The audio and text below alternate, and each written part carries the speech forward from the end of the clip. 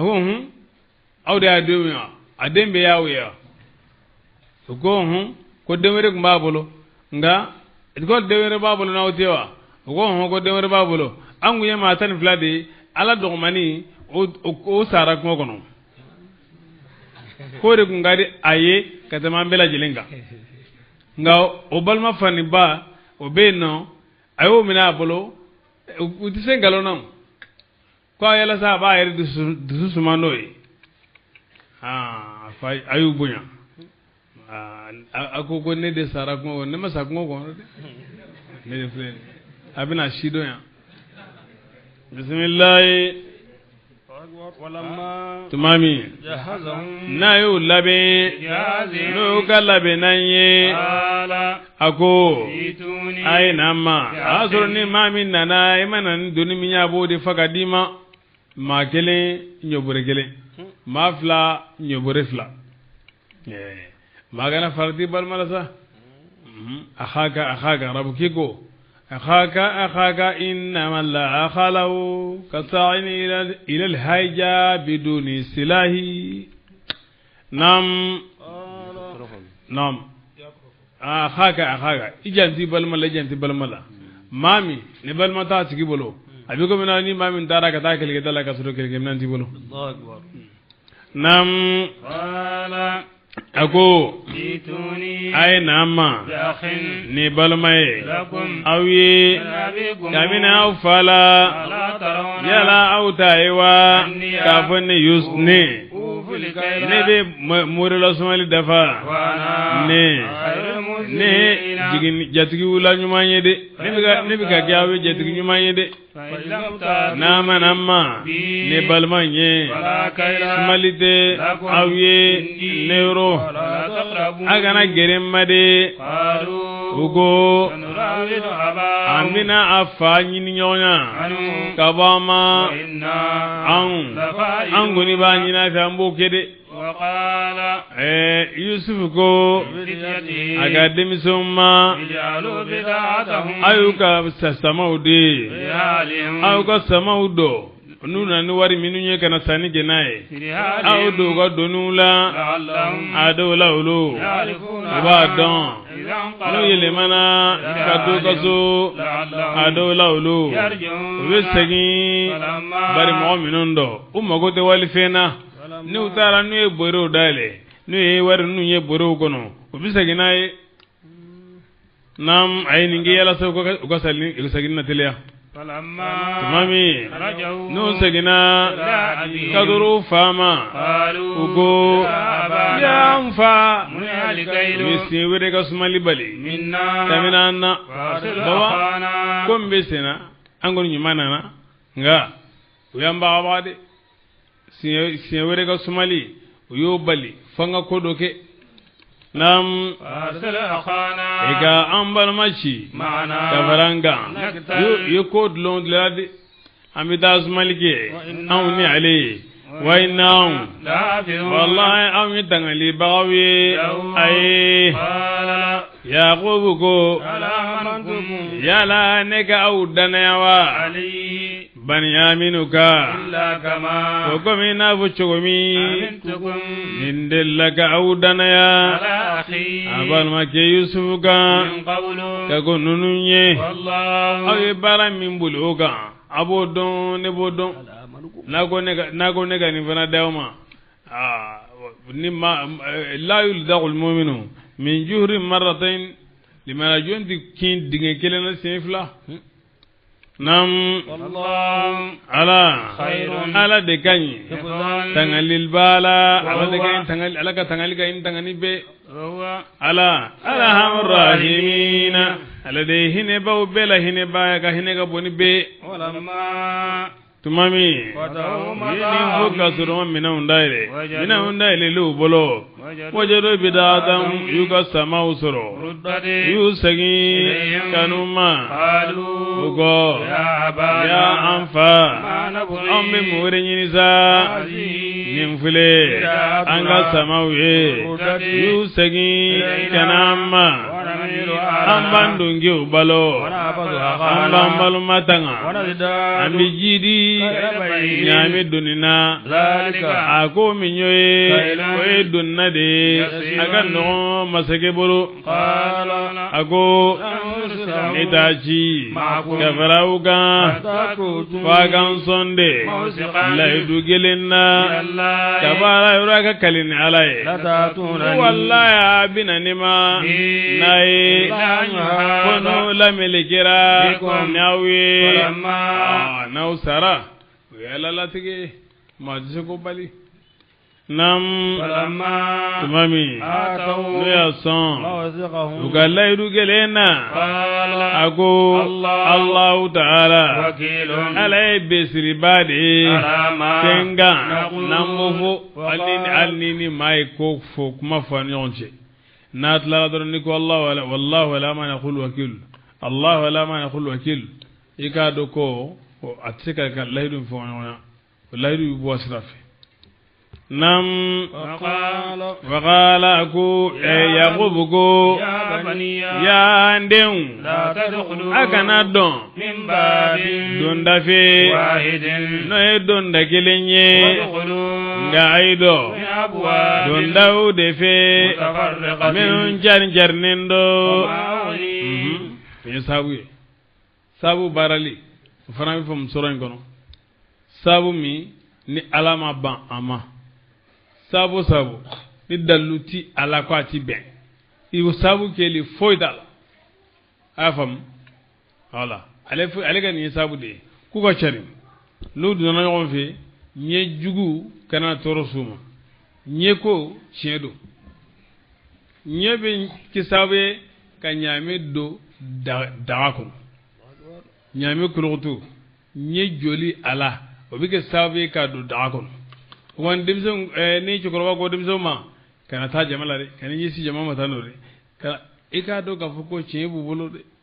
ni modo be nu kabagar la doron e ba ko subago yidun dan kasuru unyede nodo awo ni ruhul bayanu lajeno nye frobia ibe dobe na yanne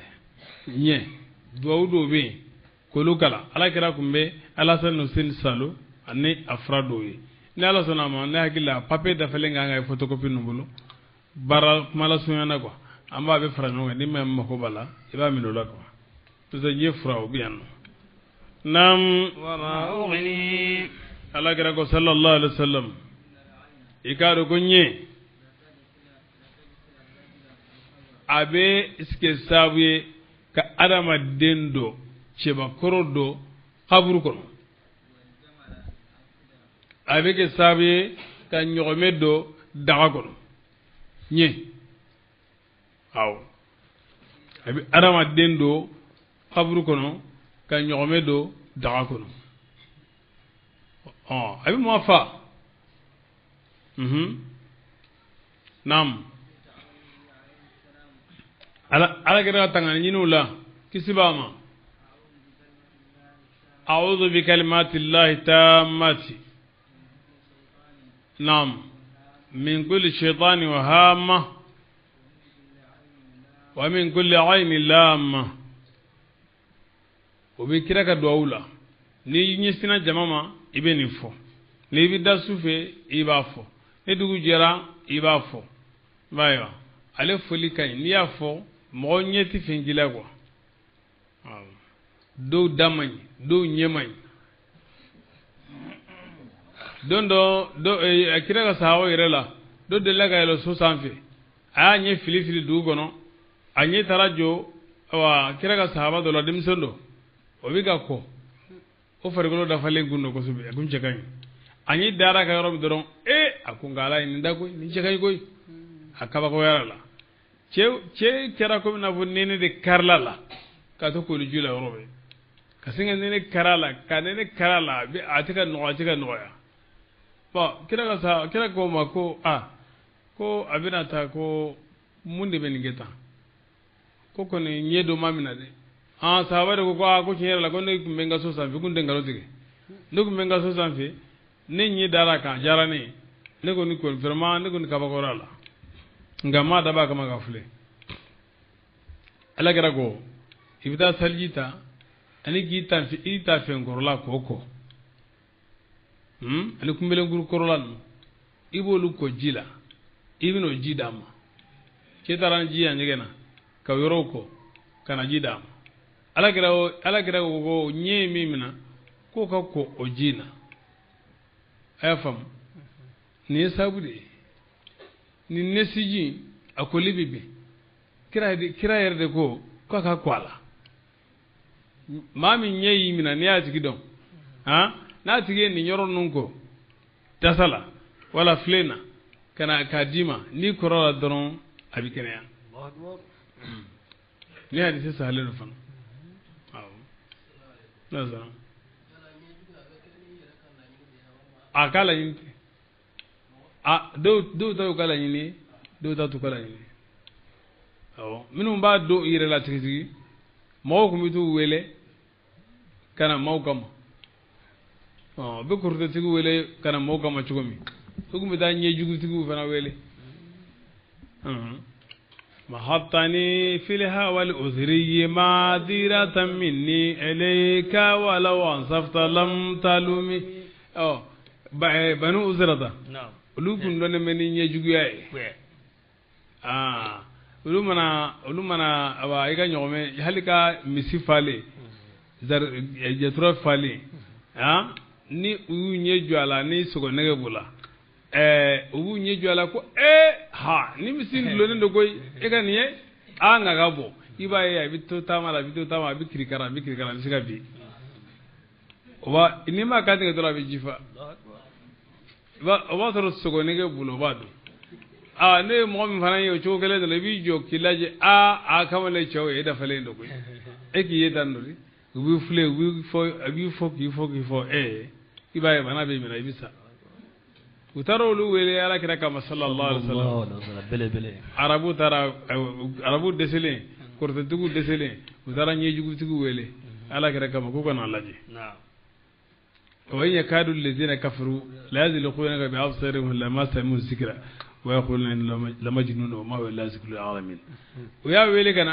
kana una naga no nyeju ala kira la foga jichi unyeka foy ala kira ma ba chugo rela wa halni mami ni ay ngala nyeju ti fengila na'am na'am bismillah wa ma ughni yaqubu ko ale de nafanye ankum kabo kanyonni ke gabauma kamini alaga kola ma sabu tigiu abegande siradu sukuna ala de bake de sabu te foye ye sebendo ni de siradu sukuna sebende ala to alaga maagusu mala zuna sabu nyuma ibake mimi be shara kono ngaybe ni ngane ne siri ne de nyonni ge gabo nam min allah gabo kami allah taala ga gola latigela koila ne tisega latige nyonde eni do hukumu kere mage ko ala kelem bewde bolo ne jigida alaga jigida bawgu jigida alaga go chema ko nyame firege gi jigida alaga sababu ke ile bela mala malike sabula ngai wi jigida alaliga sabu ti se foila ne sabu gum se fela qulna ya nar kuni bardan wa salaman ala ibrahim ni sabu gum se fena ngo tasma be jenni dege me muna tasma kera sumalenye nare gum afo wa salaman agumbe ke glacé agumbe jigi zero de koro ato sanju koro kake wala maka jigi zero de koro ni sai ka singa ke glacé na kungo bardan na kum mafo wa salaman suma kumba ibrahim halaki donc tasma tew alado tasuma tsika foje ni alaje muru tsika tigelege ne alay ma min fargolo balli kabo muruma iba turala ka dese wallahi do foy murute alade do kono do beno ko rawu na ndora abina ay refle tasuma mininin bala ka kolongola kono nogo minun bala ani awa fenyama minun jata kolon minun bala abu olu bi fatsa Allahu akbar ala shiki sekelenti jeni wala kunnu wa ma ramaita idh ramaita walakin Allah ra wala fennun te ko ma masikana sababu duke ala yi kana sababu do bila ala joro la diga sababu ala bi se ka barika comme ala bi se ka awa bara chancho o ma alni ibe pikirike ni be hal suma pikirike ba ko bismillah alati kena alike ala do akene kan taw amana wiyo anga bela jelen se nga dalama nunu sababu gwan saudi sababu ni sababu magara tauhidi la ebolo ifiladi to sababu foiti akene kan tana amana gange foiti magara tauhidi la nam do ni galige ko ni sunne bisa pikiri wa aw sunne mi pikiri bas foita nam walamma tumami dakhalu nu dona min aizu kamini yoro la marahum nu fayu nyamarula ma kana amarahum abuhum nam nu fayu nyamarula ufaya fu ejomi ko ga bo agaja hakilu jolo mbi awve ha surtout zena abeda valendo fo makilin ni au taranyo ve danno ba ni mbe makilin de wa ha nunu dafale do de ngara ni tigla mason ko be kabawla ma kana imami masra moyi ha arama do mani de nam ma kana ala gogo magana yaquba mage yughni na we nafanye kabuma kamina daga kirila koila illa jatan ko magode yaquba nina ayo de kiri kodi wa innahum igaru yaquba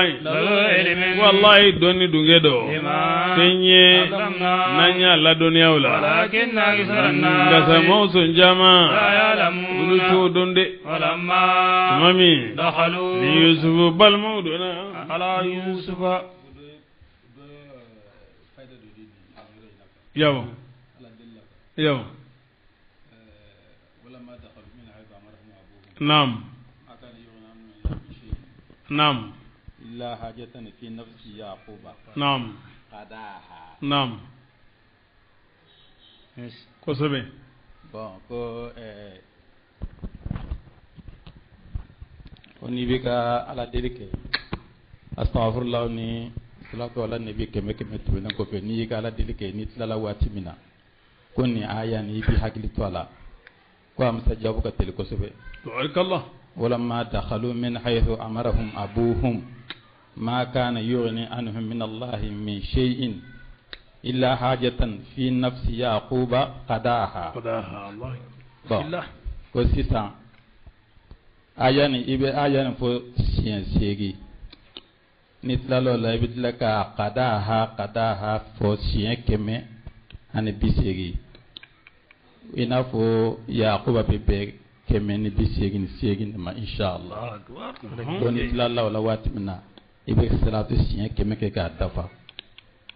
kharamo ke ka kuma ko ye wulu bali inshallah ni ceni baraji jazakallahu khairan ni ceni baraji ninde be abi yalle mo lata franci ni ambir kuni ni barzan no fion a ci sigire ne blene ni bata jamane mun kono hakil to la asro ayafam jazakallahu khairan bismillah walamma nam tumami dakhalu nu dona ala yusuf ni faici ifa mani ci wal mai karam mani ci wal mega mo korwa mani ci ka ta ci dola ibda ci mina ni ba fe ci nganya rabo ita dola bi ayen gala ita ibda ci mina in su jale mi saka bi nyana bo Allahu akbar abifu ma sha Allah abifu abi amani bila mo ba aba be do ma atabu ko du ba ja ay chamani ko de ba ja inshallah bismillah walamma tumami دخلوا n'u donna على يوسف yusufu kan آوى أخاه yusufu ye a balima faniba a y'o gafu إليه ka tora ma balima tɔw cɛla sabu yusufu ko balimaw ma a ye sigi dumuni minan ka siɲɛ mɔgɔ fila ala ninnu fana politiki de y'u jɛ an ka diɲɛ n'u ka diɲɛ min b'a ni ɲɔgɔn cɛ o ye politiki dɔnni ye yan nɔ ni anw don yan nɔ n'a fɔra ko bɛɛ ka sigi dumuni minan na mɔgɔ fila ko ngarasi de tun bɛ kɛ Banyamin nɔfɛ yan nɔ n'i ye sisan dɔn an bɛ ko ngarasi de kɛ Banyamin nɔfɛ ne b'a fɔ ne de n'a bɛ sigi e b'a fɔ e de n'a bɛ sigi sabu an fa ka kalifa don erreur fɔlɔ ye an sɔrɔ o ɲɔgɔn wɛrɛ man kan sɔrɔ nka ninnu ye gale mɔgɔw de ye o ka sira t'o la koyi minnu bɛ ba la olu sigira Banyamin kelen tora filanan ma sɔrɔ o la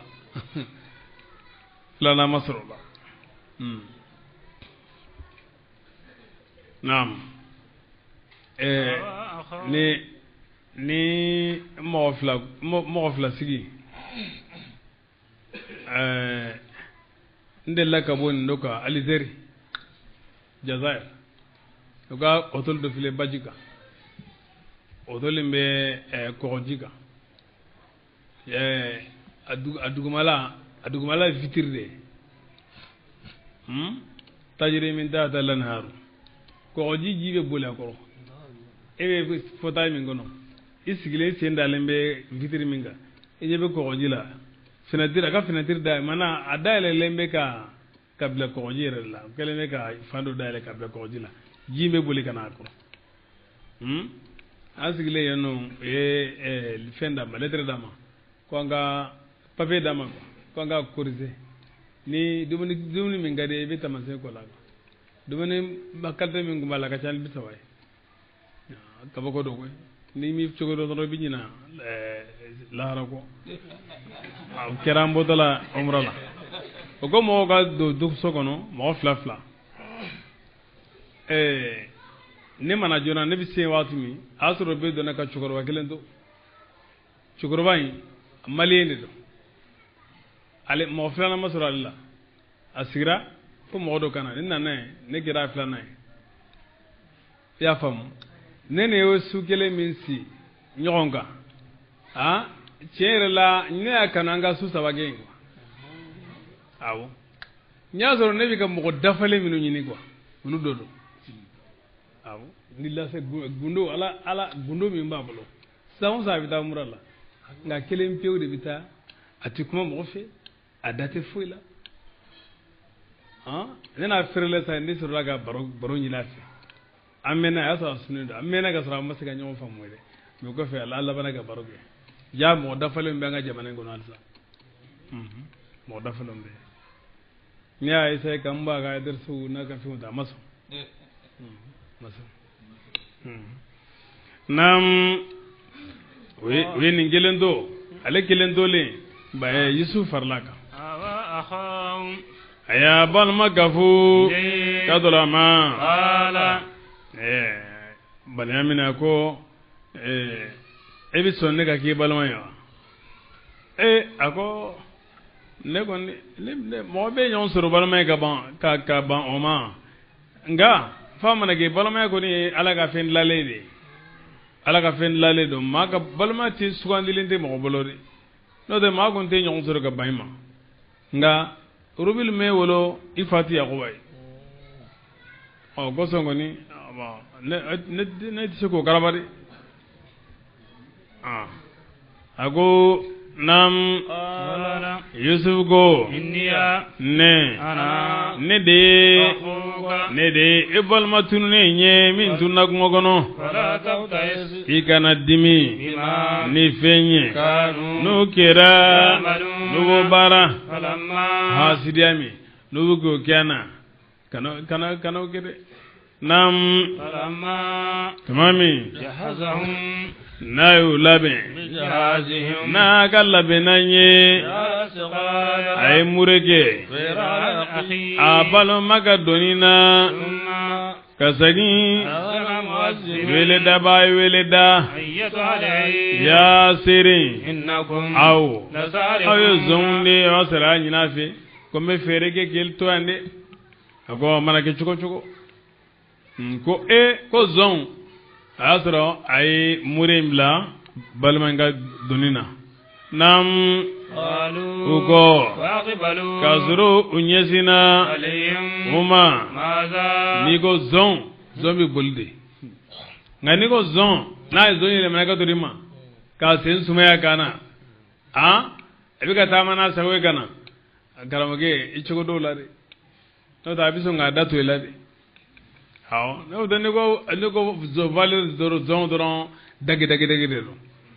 aba bo nyo na ni sentege de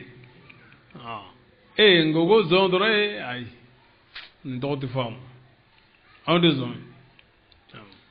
nam ماذا yala mun fendo تفقدون labin danyola abiga munyini قالوا ugo نفقد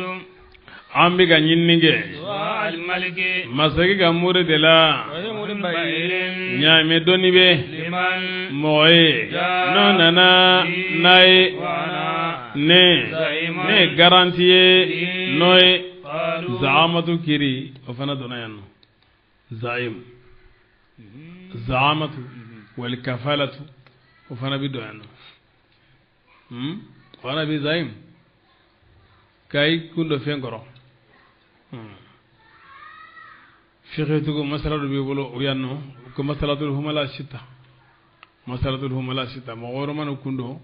wa wala hakikoro ya ayar anu to gele e kuma de e garanti nam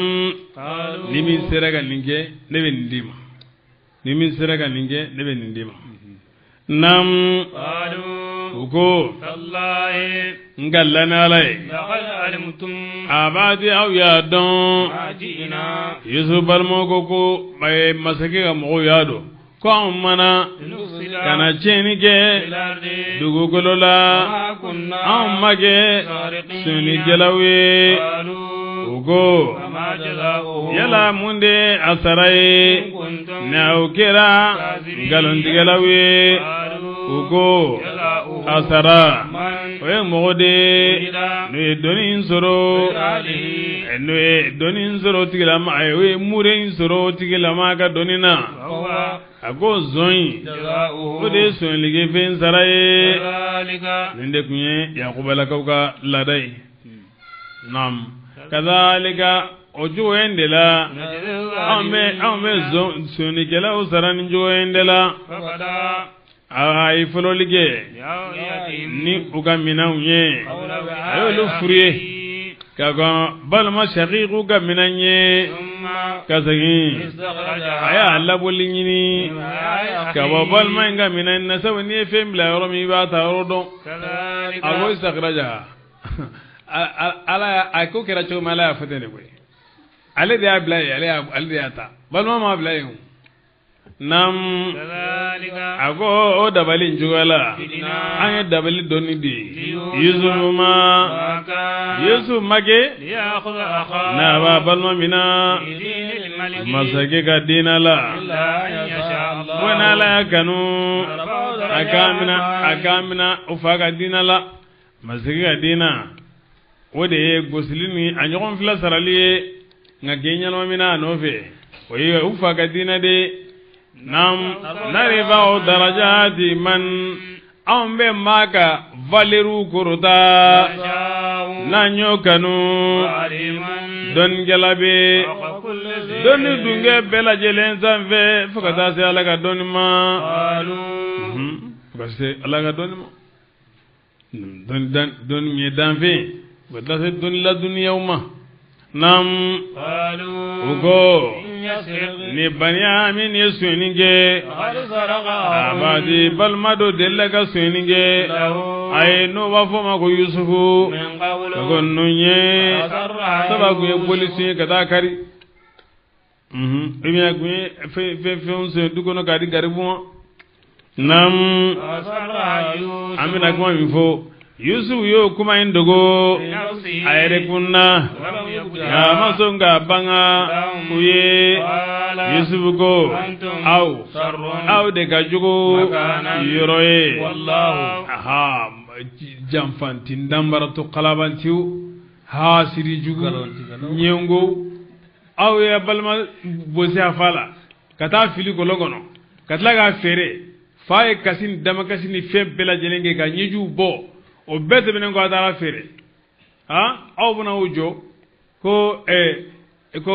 ko awnzu sel galawi ni yero manana ko be ni nyo manana ko yere tew adu suka nam adu suka sirago ngama so ga fodi abango yeri ayni mira ko no de nam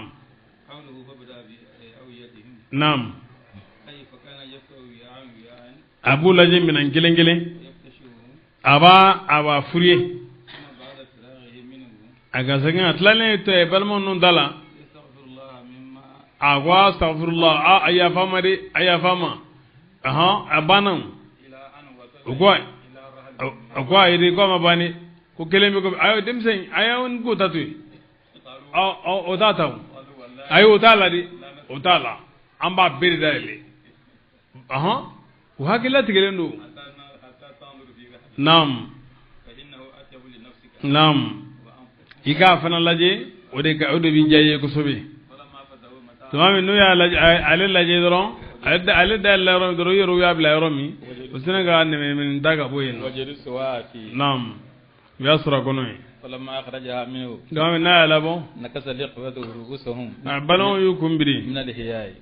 kami samila dogo do mako ko bana be su wado bana te su ligyo wa aqbalu bana ko te su ligyo esa ni de jamfa en numbolo wa aqbalu ni jamfa en numbolo parce que man ulu de ma amata waru suranga minan gono sen fulo di am nya shwede ulu de ma bila gono ude ni fana bila gono nga comme awa yara kono anti ka kuma fo tanu sago ata balmo ya do ko balmo ma shwede ala bunyamin yalumunahu koni do ay jona jamfala ko asirli nyana ode ko ngele obolo wa ode ire mabi min ni dala kandi parce que we a shende kona yera minga minangono ko awa ko otigi biga saray nam bismillah yusuf ya dogo ayre anina ama banga uye ago aw de gajugo yoroye kadamisu na balmaga Allahu ala de donigelaye ni fenye na bo nyefo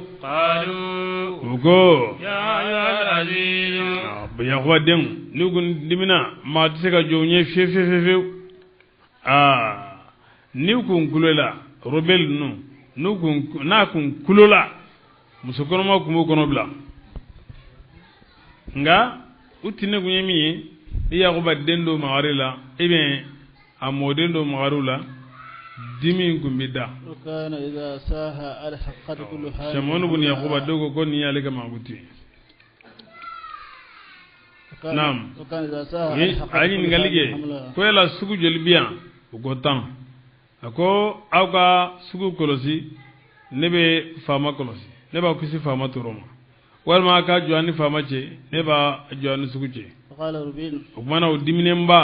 unana jenyini kado yusufuka rubil ko ayal malik masakin la tarudunna alaina qana zena anti se kada kuma langolon fam faide awli asihanna angoni masakin awa nam ikambal mambla wal mambi kulo kan kelena musukono man dito misra fa ka korobla ya qamat kullu sharatin abu oforomi shi kishe belajelen wulla ka jo في جسد الرجل kame a fargolo la robil fargolo la حتى خرجت من foka جسده. shiu labana kaka fini sogo ka bo فقال يوسف لابنه yusuf go له dengen fitin do ma yi قم إلى wuli ka taa nin kerefe i ka maga la أخذ بيده a taara ka taa maga la dibise fitinin be maa sebe dɔn o taara ka taa maga la o magara la yɔrɔ min dɔrɔn a ka dimi dara قال لإخوته ما من a ko balima ma ko joni magara ne la ne ma ko magara gere ne wa قال لم يصيبك ha منا yakuba shi do filɛ ɲɛ ka magara ne la ni ha jɔn do aw mɔgɔ tan ni kelen aw mɔgɔ tan do la kelen de do فقال لم يصيبك منا عادا لم يصيبك منا عادا naam a ko jumɛn لم يصيبك منا عهدا a ko a ma ko masi ma فقال ربيل rubili ko إن هذا بدر من بدر يعقوب a ko yakuba ni yakuba shi do ni min magara ne kun na yakuba shi do فغضب ثانيا a ye dimi labɛn tuguni ka dimi sen filanan la فقام يوسف إليهم yusuf wulila ka dɔrɔn ma وأكده o magara la yɔrɔ min dɔrɔn a ka dimi dara a sinna ka sen kɛ ka sen dɔ in cɛ ka bɔ a kɔrɔ وأخذ k'a bin dugu ma وأخذ يد من k'a يده bolo minɛ فقال k'a bin dugu ma فقال له a ko aw barani ka ninnu aw b'a fɔ ko maa tɛ se aw la nin dun فلما رأوا ما أنزل به ko wɛrɛ bɛ sen na nin tɛ laada kɔrɔ ye fiyewu قدروا laada kɔrɔ tɛ o kuma na sɔrɔla ka majigi n'o tɛ nam u ko ya masakɛ ba ye i k'a dɔn fa bɛ den in bolo cɛkɔrɔba don a kɔrɔla kosɛbɛ e ka anw dɔ la kelen min na a nɔ la i k'a dɔn anw bɛ ɲumankɛlaw dɔ ye ka baaraw la n'an taara kafa an bɛ taa kuma lankolon fɔ cɛkɔrɔba ye a kana na tɔɔrɔ se a ma dɛ bari a bɛ dusu sumani nin de ye ka b'a den halakilen ma n'an n'a farila a b'a dimi dɛ naam yusuf ko ala ka tanga bɛ ko ye an ka minɛli kɛ fo maa min n'an y'an ka minɛnw sɔrɔ o tigilama yɔrɔ ka maa wɛrɛ minɛ min t'o ye ala k'an kisi o ma anw mɔgɔ wɛrɛ minɛ kuma fɛ an ye dɔnkɛlaw ye dɛ tuma min n'o jigi tigɛra kabini Baniyamin sɔrɔli la o ma bɔra bundoɲɔgɔn ye o kɔrɔbalen kɔ min si ka kɔrɔ n'o ye Robili wala min hakili ka bɔ o Yahuda ye yala aw ma dɔn de wa k'a fɔ aw fa a b'a ta e layidu min na aw kan k'a fɔ Alahu Taala yɔrɔ awa ka kɔ ninnu ye fɛn kɔnna ka ko ninnu ye ne aw faratila Yusuf la anw tɛ dugukolo in bila ne tɛ dugukolo bila fo n fa ka diɲɛ n ye ni sagili ye wala ala ka kiiri n ye ni balima kisili ye ala ale de ye kiiritigɛlaw bɛɛ la tilennen ye ka fɔ an dafalen kɔni ka taa jɔ an fa la tuguni ayi hɔrɔn tɛ sɔn an tɛ se ka taa aw ka segin ka dɔrɔn aw fa ma a k'a fɔ ya an fa i k'a dɔn ko i denkɛ u ko a ye sonyɛli kɛ nka an ma sariya dɛ an ɲɛ ma d'a kan dɛ an ma kuma ni foyi ye fo ni fɛn dɛ n'an y'a minɛn in bɔli don a ka minɛn na n'an ye jifilen bɔli don a ka minɛn na an kɔni dan y'o de ye dɛ an ma kɛ tangalibagaw ye dogolen ye yala min y'a bila kɔnɔ an t'o dɔn dɛ e ka dugu ɲininka dugu min ni an kɛra o dugu in na a ka mɛn misirankaw de ma a ko dugu nka a ka mɛn dugulamɔgɔw de ma nam e ka seere ɲininka seere min ni an ɲɛsina o la anw wallahi an ye tiɲɛfɛlaw ye an ka kuma na nam fala qala fago abla سولت أنفسكم awni unye masrilige arabi kuma surunade balmauna na usele ni kana na kawtu na nyon fe kuma na surlaga bismillah ge ko kuma nyefo faye ko angor wale manere qala fago abla سولت أنفسكم awni unye masrilige لكم ay ko werela وصبر niga ko halta sabali de جميل min je kan الله abise ga bin ala kana nema بهم ni malman nunye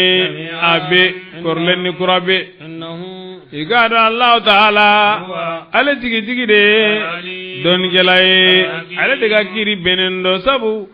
gundo mi yenen malikal mawti nyonya na foli bilana dondo ne go malikal mawti ma ngoyla ni denge yusufu ngonna tunna nyonna e ani minawa ngoy الله أكبر yusufu be jiyana ne ma ni mina malikal mawti yofu yaqubay yaquba ba don ko yusufu be yoro la ale di masika yeno ta be jiyana ni ma mina folo gumo kalam o de ko sa ko abisika ala bisika na fula be asa le resomina ko ere ta chugula ka fukudu bisena ko nam الله ayle mana kabu ma kuto inno وقال ama kuma ufe ma chaman ne talable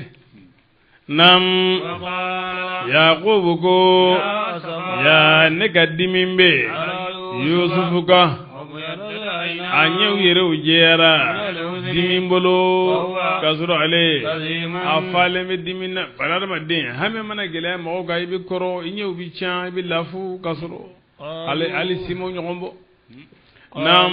qalu balmogo الله adungo ko angallana ale ete wuli daftawi al arab kana anilla de nyom fa ni malamfo bali malafo ete wuli تذكر ibe يوسف yusuf gofo حتى تكون bebe labanga ge sahara gili masrunya bae wali bige yere doy قال yaqub go إنما أشكو بثي ebe ngaddu suku ngaddigun ko majirade وأذني ani ngaddimi kada allah taala de men ma to fode ولما ha ne ko alde ne be fendo من الله kaba allah taala yoro لا تعلمون nawtudum يا بني ya nde اذهبوا ndem ay taga فتحسسوا aga sese ige من يوسف tamin subula mi foro mi dona ko fana kurla وأخيه aterge na nama ko ya ko mu yisrudan na ko ko gurlu ko ne ko me bane man ko fura ne masuka wuli ka joka tlebile ويا يعقوب kasi yusuga o de nyu finya jibril na nama ko jakuba eta ala bifo ko ti sami akoy lebe ga ko fala de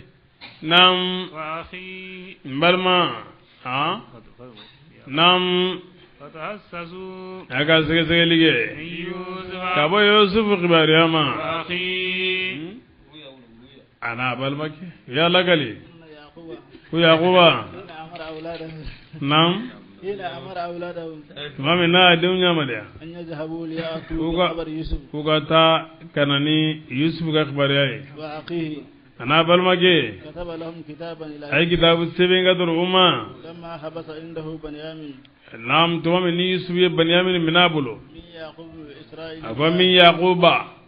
إسرائيل الله israilillah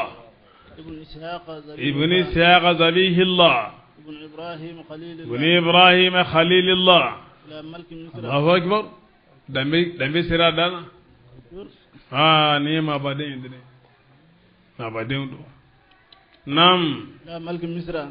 ya gadoro misran fa mama أما بعد nun dibenego فإنا أهل بيت aw ni sukono mowi وكلنا وكل kila binal bala we jarabu tuguana أما جد salamu ni an gwandi jarabu ku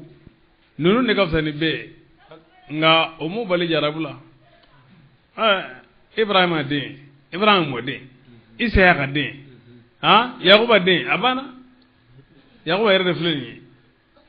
jarabu ngoni jela goni ay o jin talande nam مع جد إبراهيم agone moge ibrahim فسدت يده yo bolosiri ورجله anasem فألقى في biya النار fil tasmala فصبر لأمر الله asaballa laga gogoro أما عمي amma ne binage ismailu yo jarabi ni tungay akadim zela asabalila alaga gogoro amma ne faisaga yo jarabi ni kantigeli yo murda atona ala yakmabo وأما أنا amma ne فكان لي denge gerambolo ode kana lengu me kanamma فذهب به katamin dembega abal mo taranaye kata kungo kono ثم أتوني uko be nanamma naga dulugi anurogole ni joli uko ko surgu yadun foy mantoro fo mawere man ngenela fo nyere dem فذهبت عيناي ha ode makufe nam فذهبت عيناي o kera sabe ala dusu kasi bolo ñew fiera ثم كان ñega yeli dogara ko sobe kasa denge gerambolo o demre من عمه akumana akunye do imbalmay kamina bala bi bo fani bala وكنت ne kum beddu susumano de وأنك أخبرت aforanye ko e o fana mina ibolo وزعمت e ak galon jigi yak malangolo fo ko ay suni ge وأنا أهل بيت aw ne sokono mawi لا نسرق ante suni ge wande zon wolo ante suni ge layre wolo إن رددته ne ya sagi awa iferme ne ya sagi garama وإلا ismale abana wayla ngani ma sagi دعوت عليك wallahi mbika nyama nyami bolo ika nyama ya mba nye durundu ibolo mbe dangali kika تدرك dangali ko kelenna obi yele mako woloflana abasoro aw لما قرأ يوسف كتاب aw أبيه yele mako woloflana abasoro duaw do be ni barkay ala kana della ka a boloda ha dokuna bolo no min tora ko ngolola ade yele mako woloflana torala الله أكبر aw naam لما قرأ na yusuf ye tuma min ni yusuf ye a faka kitabu kalan استدب aka kasi gɛlɛyara aka sabali dɔgɔyara a y'a yɛrɛ jira a balimaw la nam يا بني ya baniya wa ya baniya ya n denw اذهبوا a yi taga فتحسسوا a ka taa sɛgɛsɛgɛli kɛ من يوسف kabini yusufu la a n'a balimakɛ ولا تيأسوا a kana jigi tigɛ من روح الله kabini ala ka hinɛ na إنه i k'a dɔn ko n ye لا ييأسوا maa si ti jigi tigɛ kabini ala ka hinɛ na إلا القوم fo mɔgɔw de nin ye kafiru ye فلما tuma min دخلوا n'u donna a ka dɔnko filanan la ye misiran u ko u donna misiran u donna pale fana la nam qalu ko ya ayyuhal azizu ya masakɛ banyi مسنا الضر toro ye an maga koyi an n'an ka somaw be وجئنا kɔngɔ gɛlɛn de b'an na an sɛgɛnnen dɔ an b'o sɛgɛn kɔnɔ ko wɛrɛ nana tiɲɛ ko nana o y'an se an dan na وجئنا an nana ni sama ye min gɛlɛlen don hali maa t'a fɛ bilen فأوفي wari bere t'an bolo u bɛna dusukuru de kalan o fɔlɔla min na o y'o nin ye fa'aw fil kayla e ka sumali dafa an ye i ka sadaka de علينا an kan إن الله Allah ta'ala يجزي المتصدقين a bɛ sadaka dilaw fɛ قال aha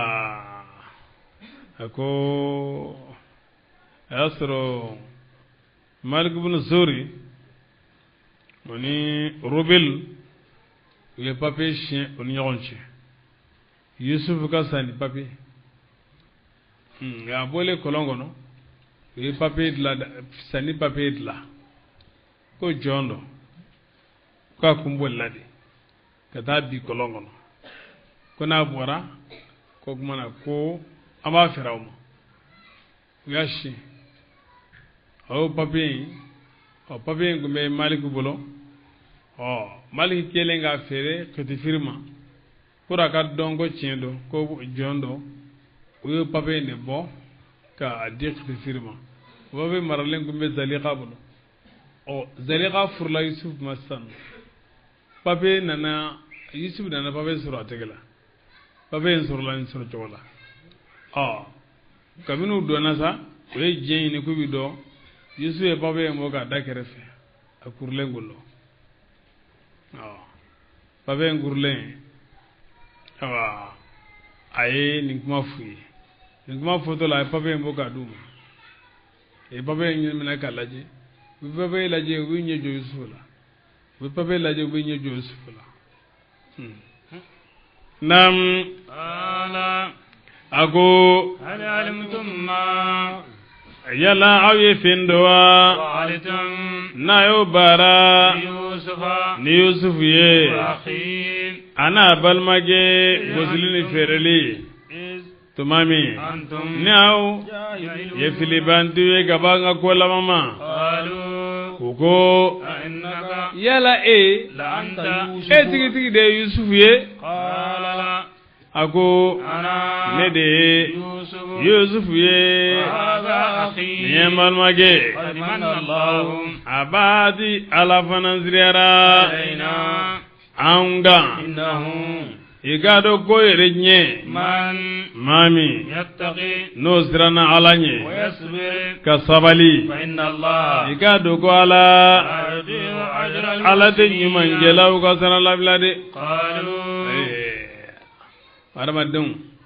n'a y'a sɔrɔ i ye maa ɲuman ye wali i ye maa jugu ye i yɛrɛ b'a dɔn an bɛ k'an yɛrɛ tugu dɛ kɛnɛ filɛ o ni mankutu min fɔra ni i bi ten i bɛ ka nin de dɛgɛ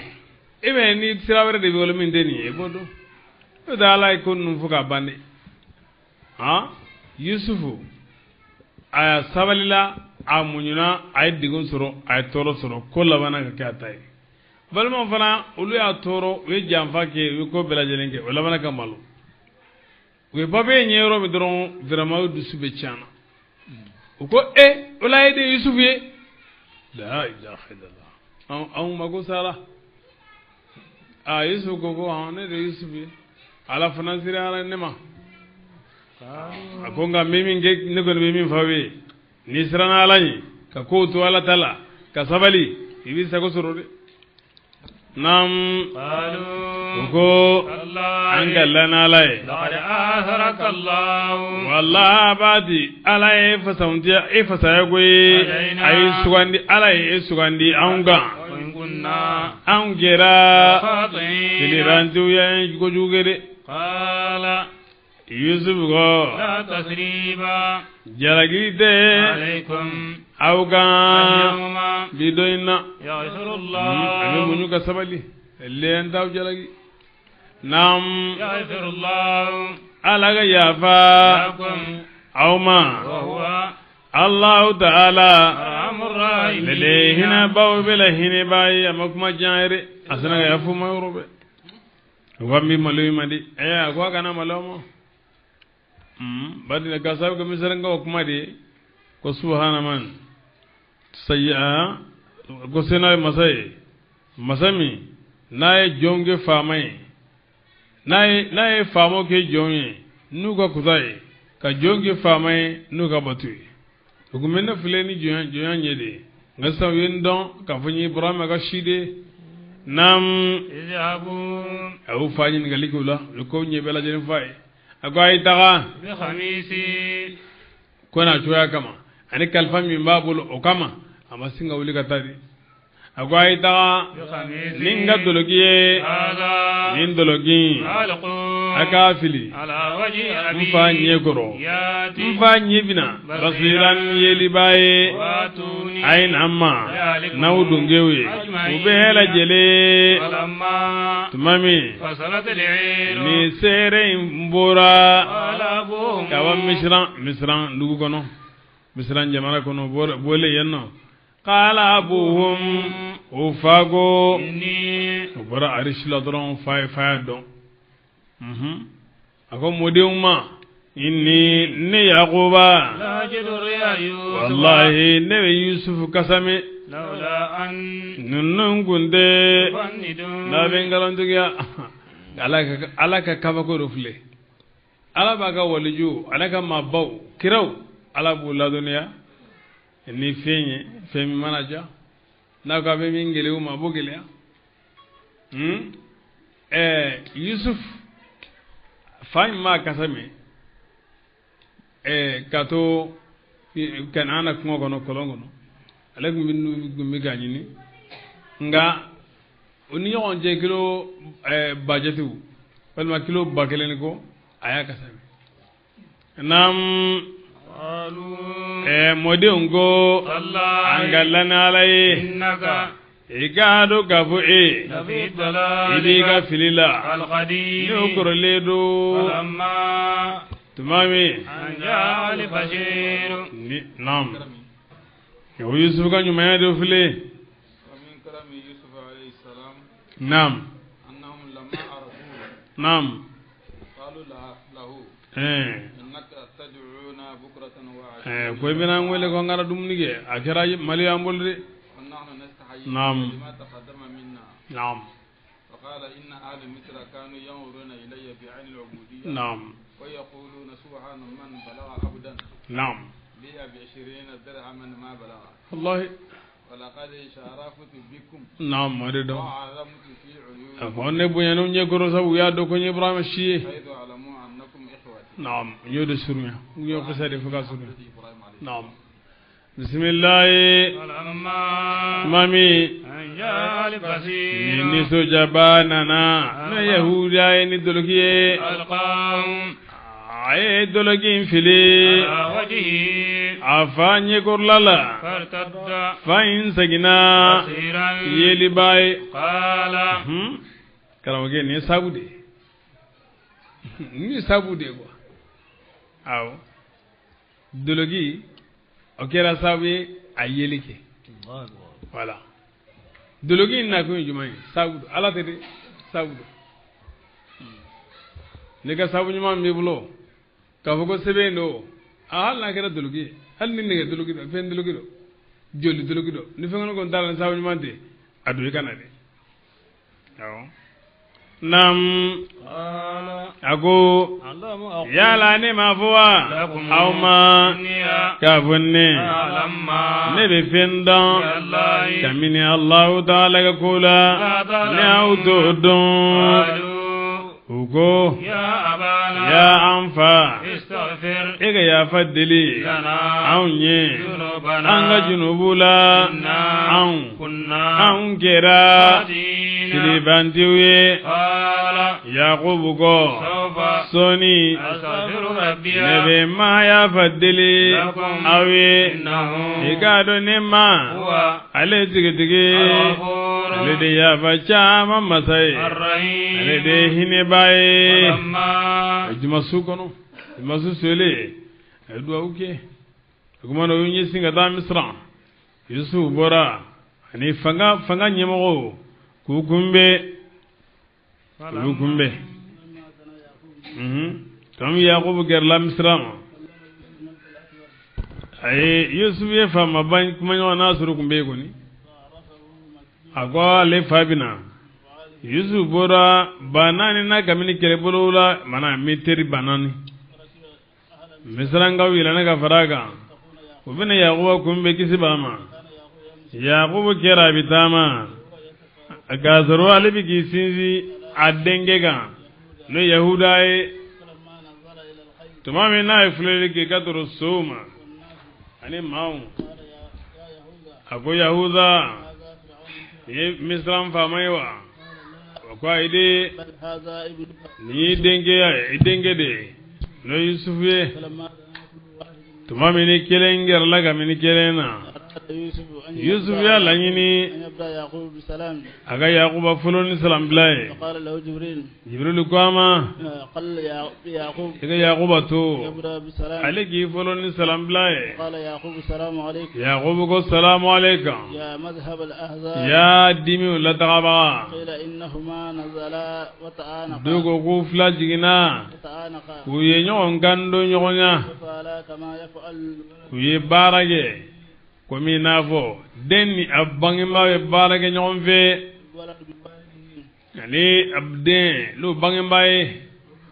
bangi babe minga dena andem be minga bangi bala yudo ki nyonna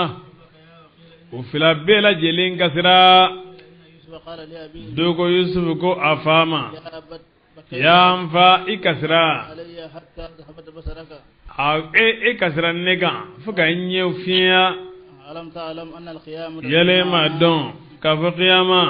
تجمعنا abe an fara ɲɔgɔn kan قال بل ولكن خشيت ako دينك obla ne sirana de أن يحب دينك kana ni ka dina bosila anu kana donne ni ce فخرج يوسف لقاء أبيه yusuf bora afaga be ɲɔgɔnya ye من الجند لكل واحد منهم هبة nam 4,000 من الجند bananina kamini awa fena kamini militeru la igado ka fuko jubatunde gurumusubu bela jelen bolo ورواية مقضى وقصة kamini awa fena mbe gurumusubu wala kamini warjela nam فلما ajora بهم ko sangolo masirlanu ye ujora arana لما سار mami ni sa yaqubu yelena وما هو أولاده ana dumi yonfe ولده ana modin ay fulili ke kada kenema a fale meni sotigu ye زينت a masirle meni noni yawe ay fulili ke kadruma عجبا akabago yale قال جبريل jibrilu ko انظر إلى fulili ke هوائي kada samfelama الملائكة igado malikau قد حذر abati malikau nanan ni sojala بحالك ni kala halaye كانوا باكين kasuru kunye kasibagaude مهزمين dumine gondo مدة لأجل wakati jan ekoson وهذا الفصل sotigu lamagara udo dola وأصلت sow kasira malikaw ye subhanallah foge u ye dunun gosi ani buru nam alabana abi komina bo don ye qiyama don de u ko u donin kɛra asura don bina asura don de ma nam falamma dakhal tumami nu dona يوسف yusuf ka آوى أبويه yusuf ye a bangema fila kafu إليه kadurama قال yusuf ko ادخلوا أيضا مصر misran dugula إن شاء الله ni ala sonama Amini. abasigilen ورفع ga yɔrɔ أبويه yɔrɔ in kun bɛ sisan u bɛ jamana wele misra nka ka nin yɔrɔ in kun de kun bɛ wele misra nam ورفع أبويه yusuf ye a bangeba fila kɔrɔta على العرش a yɛrɛ sigilen bɛ yɔrɔ min a ye bangebaw sigi yen nɔ u bɛɛ bɛ niveau kelen na alal arshi pale kan وخروا bangebaw binna له yusuf ye سجدا sujudi binbagaw ye وقال a ko يا أبتي ya n fa هذا تأويل الرؤيا nin de ye ne ka sogo kɔrɔ ye من قبل sogo min kɛra ka ko ninnu ɲɛ قد جعلها ربي a b'a di ne ma ye sogo in kɛ حقا tiɲɛ ye وقد آسن a b'a di ne ma ye ɲali kɛ بي ni ɲɛ إذ tuma min أخرجني na ye labo من السجن ka bɔ kaso la وجاء n'a nana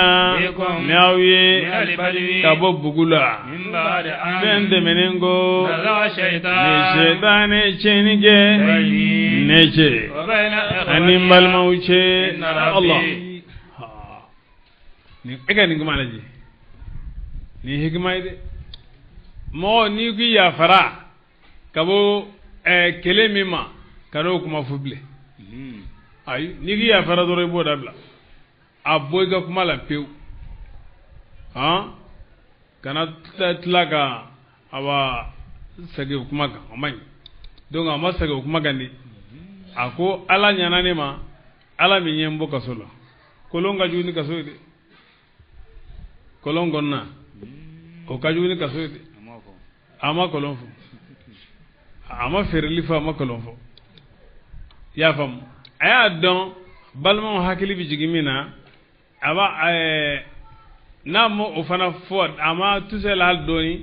a bɛ kɛ balimaw kɔnɔ ko a y'a dogo de ko n'o tɛ ko a b'a kɔnɔ a ko ayi balimaw teri min donna ne ni n balimaw cɛ balimaw nɔ tɛ sɛtane de nɔ don a y'o fana dami ka taa sɛtane ma inna rabbi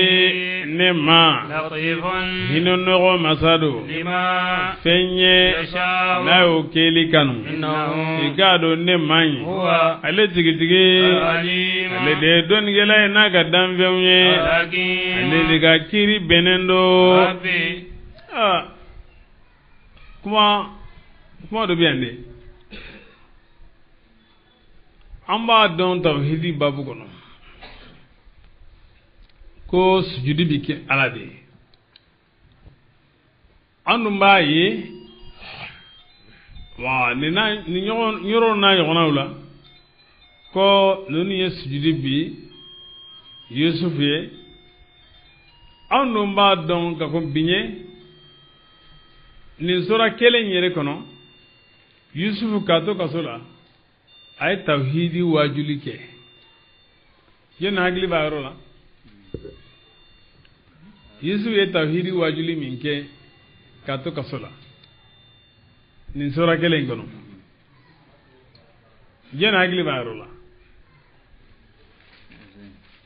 inni taraktu millata qawmin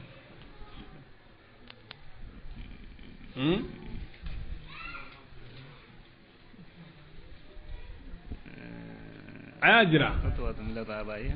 naam naam ako amanga anw Ibrahim lakaw hal ni be flanga feke amanga anw ga fin farala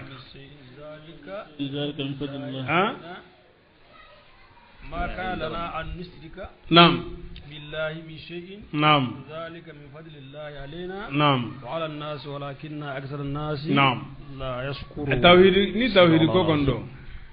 عليكم بتوحيد دون ما مي يتو كسكونو كم او واجو ني توحيد ما بتوحيد كو كما فويا ابي توحيد دون بو منا علي نونتو نونغا سجيدي بي علي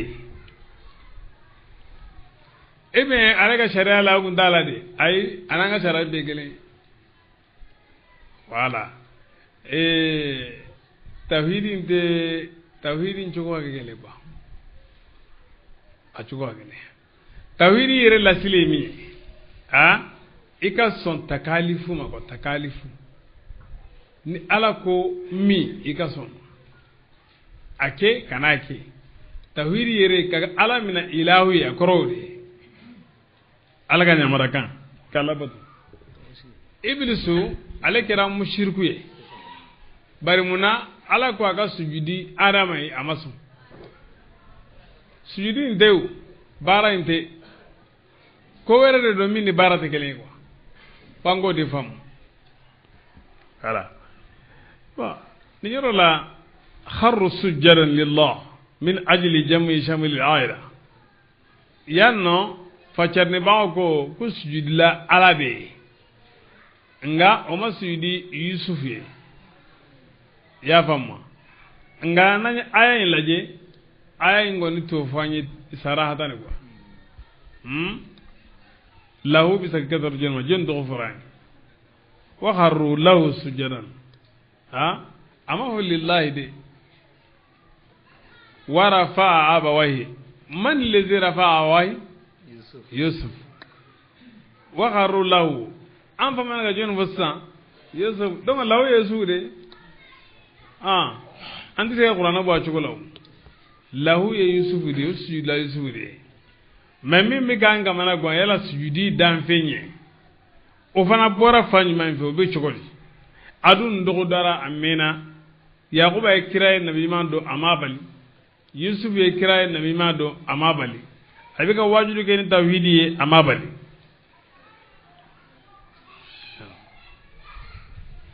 basdala wal mu'minu li haqq يأخذ مسألة السجود لملائكة العالم على أنه تنفيذ لأمر الحق سبحانه لهم بالسجود العالم فعالم خلقه الله من طين ونفخ فيه من روحه وأمر الملائكة أن تسجد لآدم شكرا لله الذي خلق هذا الخلق وكذلك سجود آل يعقوب ليوسف هو شكر لله الذي جمع شملهم هو سبحانه الذي قال هذا القول ولم يحرم سبحانه هذا الفعل منهم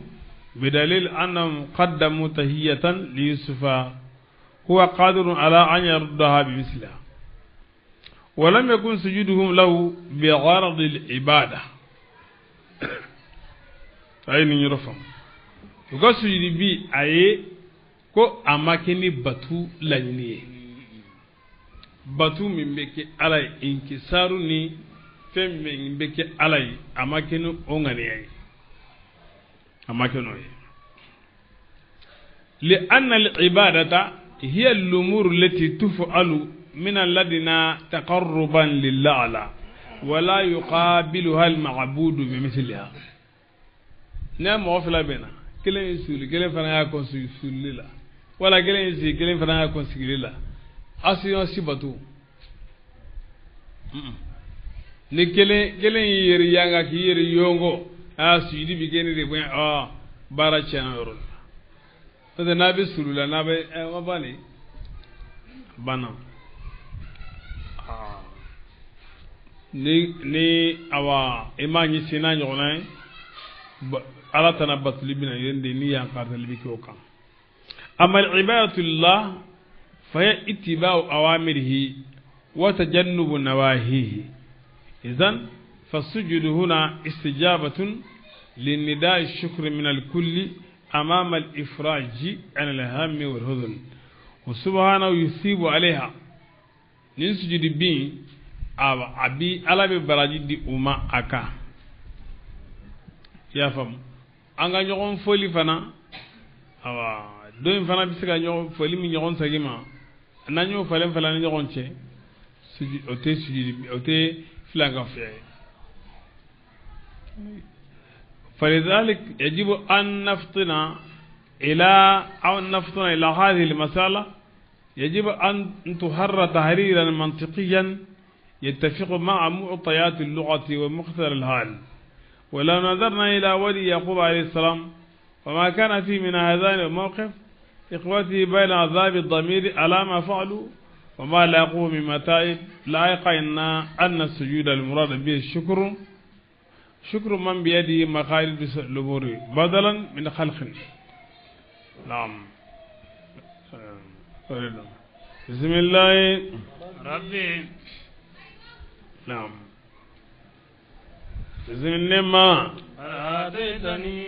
أبادي النظام من الملك كمني فنغلا وعلمتني يلا دنيا من تأويل الأحاديث كمني سقوف فجرني لا فاطر السماوات يا سانغولو دباما والأرض أني دوما غولو أنت إدي وليي نبي سلماي في الدنيا جيكونو والآخرة نلارلا توفني إغاني نمنا مسلما سلامي خالقني إغان بنيونيا صالحين نما نموني ذلك نعم وقام عنده أبو 24 سنة يسامو غناني جينو ولا سندان ولا بلا سمينا نكود كندو نيوتش سينا نسي يوسف ما ولا يعلم الحق نعم ذلك يوسف يمين بلو سانجي من موا أقوى من يوي من أنباء الغيب بيولي كود غلين كباريوي نوحي أمبو واي إليك كان إما وما كنت إما كي عليهم ويرو إذ تمامي أجمعوا أمرهم نو تيغرو غوغا وهم كاسرو علو يمكرون بيغا دبالي جوود لا وما أكثر الناس موسون جاما ماجي ولو حرصت هل نهمنا المؤمنين لمن يجوني وما تصالهم اتو دلي عليه قرآن الله تلقى من عجل غاميني سرلا إن هو نعم إن هو قرآن ماجي إلا ذكر واجولي دي للعالمين دام بيوني وكأي نعم وكأينا كتا من آية كميني كبغولا من بكنا على كلبان جيغا في السماوات سانغولو لا والأرض ani duguma golola يمرون ulu bi sagi عليها agmana okan وهم alala ulu مردون ko don bawado عنها wama yum nam عنها kabama وما يؤمن أكثرهم zonja man telimaniya بالله ni alai إلا وهم ukasuru ulu مشركون langafu do ni bolu batuliye آمنوا وبابا لبيك لا شريك لك إلا شريكا هو لك تملكه وما ملك نم وآمنوا يلول لمن يرى ما أن تأتيهم غاشية لا بولي باكنا أما من عذاب الله كمن عليك اللذاب أو لا تأتيهم ساعة ولا ساكنا أما بغتة شنقل وهم كاسر علو لا يشعرون وتان وادي دون قل مولا من كافو أما هذه نندي سبيلي نكسراي أدعو بيولدا إلى الله كدا الله تعالى ما على بصيرة nam addusko nyeliga أنا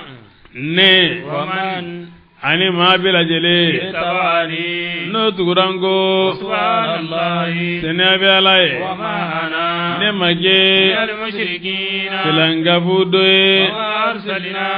amma jilige من قبلك kago e nalinye إلا رجالا ko cheude يوحى be wahide إليهم kador uma من أهل القرى tamine dugu dungeula dugu badugum kono mawla فلم يسيروا yalawlu matamawa بلادي dugorola فينظروا gafule lige كيف tuyami كان عاقبة الذين min mawla ban kerawe من قبلهم minun gonu nye وللدار الآخرة wallahi lahara du no yarjanai خيرا o de gafsa للذين mawiye اتقوا ma minun siran alai أفلا تعقلون yala aude hagili dema حتى ata butu mami إذا استيأس الرسل ni kirawo jigitigira وظنوا no yeraw ya danganiya أنهم ko kirannu قد كذبوا abatu yungalantigiya جاءهم نصرنا anga demen nanuma ونناجي من an be mɔgɔ kisi نشاء n'an y'o kisili kanu ولا يراد بعثنا utan ka lazaba segin عن القوم ka bɔ mɔgɔw ma المجرمين n'olu ye junubukɛlaw ye ذلك كان عبرة a b'a ti tagasili kɛra في قصصهم yusufu nka kisa la لأولي الألباب hakili ɲumantigiw ye ما كان حديثا kuranɛ ma kɛ حديثا baro gansan ye يفترى n'u b'a karaba ولكن nka تصديق الذي fɛn tiɲɛ tigɛli dɔ بين يديه min b'a ɲɛ kɔrɔla la وتفصيل كل ani شيء fɛn bɛɛ lajɛlen faranfasani dɔn وهدى ani kana dɔn ورحمة ani hinɛ dɔn لقوم a kɛra kana ni hinɛ ye maaw ye يؤمنون minnu bɛ limaniya